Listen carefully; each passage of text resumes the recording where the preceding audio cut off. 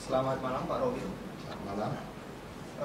Saya di sini hadir ingin mewawancari Bapak dalam kedudukan Bapak sebagai ahli. Yang ingin saya mau tanyakan itu berkaitan tentang pengadaan barang dan jasa. Jadi sebagaimana Bapak ketahui, di negara kita ini kan sedang marak, sedang heboh korupsi pengadaan barang dan jasa.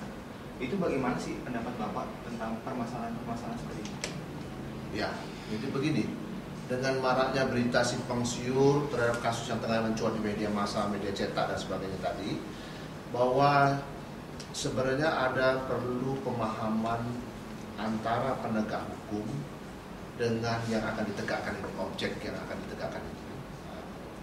Kalau saya melihat bahwa ada kesimpang siuran ataupun persamaan persepsi di antara kedua kelompok ini, jadi simptom ke simptom ini tidak sinkron, sehingga yang sekarang terjadi ini terkesan kayaknya secara sporadik penegakan hukum ini membuat suatu traumatis di antara para pejabat yang ada di negeri kita ini.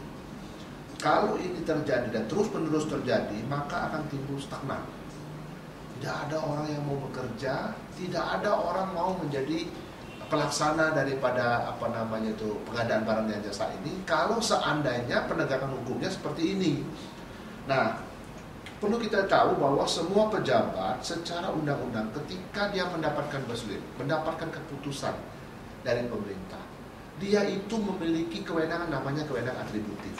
Dalam kewenangan atributif itu jelas diatur bahwa kewenangan-kewenangan yang ada ini secara limitatif, artinya terbatas, secara kompetensi, secara baik kompetensi absolut maupun kompetensi relatif, itu mereka itu punya kewenangan sudah diatur dalam perundang-undangan.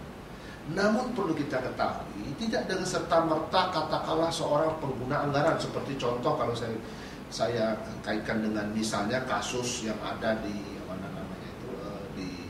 kepolisian, korps lantas itu yang sekarang lagi mencuat itu.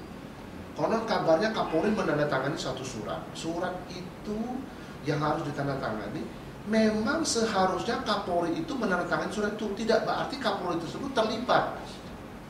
Kapolri sebagai pengguna anggaran, Kakor Lantasnya sebagai kekuasaan pengguna anggaran itu tidak dengan serta merta terlibat dalam suatu peristiwa tindak pidana seperti ini. Karena apa? Di dalam struktur konstruksi hukum dalam pengadaan jasa, dalam sistem kepemerintahan yang disebut dengan Besturlak tadi, itu ada azas yang disebut dengan azas ordonantur. Apa itu azas ordonantur? Azas ordonantur itu adalah azas yang diberikan oleh undang-undang secara ansih, bahwa apabila orang duduk sebagai Kapolri, duduk sebagai gubernur, duduk sebagai wali kota dan sebagainya, dia otomatis adalah pemegang pengguna anggaran. Jadi tidak bisa menolak, begitu. Nah, demikian juga azas ordonantur ini sudah dibagi tingkat dari kewenangan. Nah, misalnya contoh kalau gubernur ada kepala dinas, ada mungkin di bawahnya ada kepala subdinas, ada dan sebagainya tadi, itulah struktur yang disebut dengan ordonantur. Masing-masing itu sudah diatur secara aturan yang sudah ditetapkan dalam perundang-undangan. Nah, demikian juga ada namanya azas delegatur. Delegatur itu apa? Ada pendelegasian. Saya kasih contoh ya, kalau misalnya ada katakanlah got mampet di depan rumah kita, itu sebenarnya tanggung jawabnya wali kota itu. Tapi apakah dengan got mampet itu adalah kita harus klaim ke wali kota? Kan tidak. Ada namanya suku dinas PU dan sebagainya. Orang-orang inilah yang mempunyai kewenangan secara delegatur tadi, yang sudah didelegasikan oleh pemimpin yang tertinggi tadi kepada sifatnya secara bawah.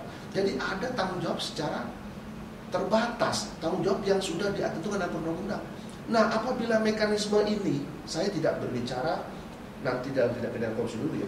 Apabila mekanisme ini sudah berjalan sesuai dengan bagaimana lazimnya yang sudah ditentukan undang-undang, maka azas yang berlaku bagi pengguna anggaran ataupun kuasa pengguna anggaran itu yang disebut dengan azas yang disebut dengan obligator.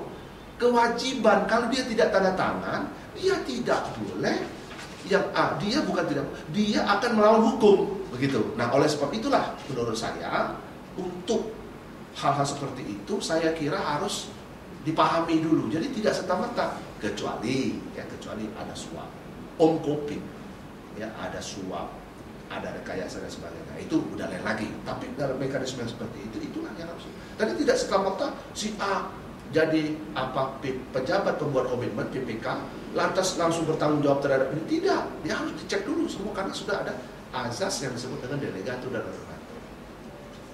Tadi Bapak juga sudah menjelaskan yang masalah azas ordonatur. Nah, semisal nih Pak, bisa nggak sih sebenarnya ada staff, artinya bawahan ini kemudian dia melakukan kesalahan dan atasannya yang harus mempertanggungjawabkannya. Semisal kepala dinas sebagai kuasa pengguna anggaran, kemudian ada staff-staffnya ini yang dalam tanda kutip bermain dengan pejabat membuat komitmen atau supplier. Dan bisa nggak sih kepala dinas itu sebagai atasannya dimintakan pertanggungjawaban? Secara organisasi, ya, dia bisa diminta pertanggungjawaban secara organisasi. Secara perdata, iya betul. Secara administratif, iya betul. Tapi kalau secara pidana, belum tentu. Kita mesti lihat.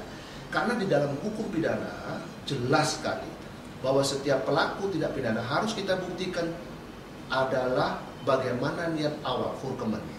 Niat awal yang jahat, dolus males. Opsetlet als oormerk. Suatu niatan jahat yang sudah dibuat. Apalagi dolesnya itu, niat jahat itu sudah determinatus, dolus determinatus.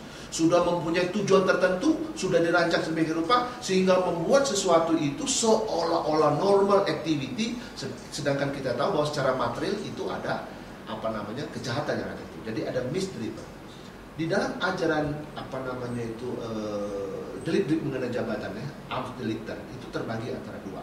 Ada namanya Amtsovertredingen, pelanggaran dalam jabatan. Ada yang disebut dengan Amtsmisdriven. Apa itu misdriven? Abuse of power. Bahasa aslinya itu the tournament de pouvoir atau misbruik van gezag.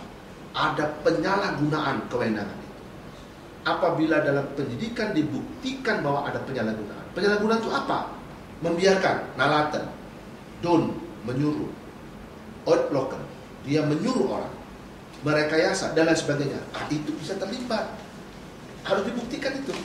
Tidak bisa dengan serta-merta kalau seandainya orang yang di bawah itu bermain lantas disebutkan, tidak.